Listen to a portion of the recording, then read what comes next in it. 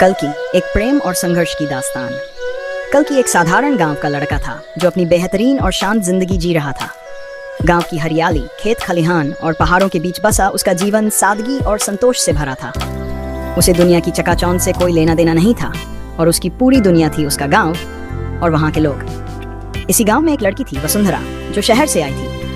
उसकी माँ की मौत के बाद वह अपने पिता के साथ गांव आई थी। वसुंधरा को इस नए माहौल में ढलना मुश्किल हो रहा था।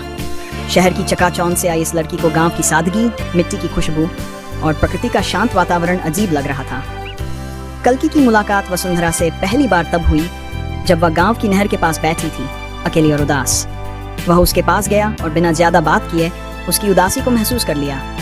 धीरे धीरे उनकी मुलाकातें बढ़ने लगी और दोनों के बीच एक गहरा रिश्ता बनने लगा।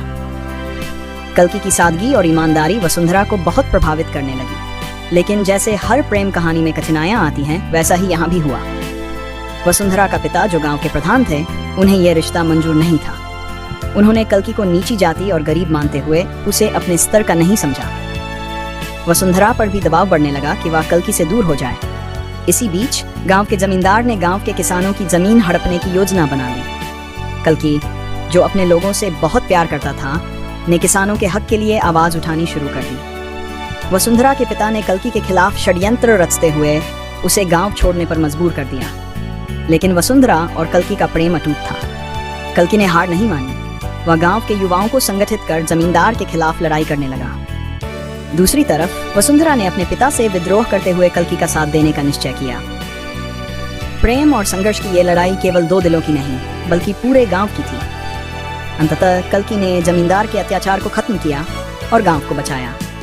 वसुंधरा और कल्कि ने समाज के बनाए सभी बंधनों को तोड़ते हुए अपने प्रेम को जीत दिलाई। गांव वालों ने भी उनकी प्रेम कहानी को अपनाया और वसुंधरा के पिता को भी अपनी गलती का एहसास हुआ। इस तरह प्रेम, संघर्ष और सच्चाई की जीत हुई और कल्कि और वसुंधरा की प्रेम कहानी ने सभी के दिलों में जगह बना ली।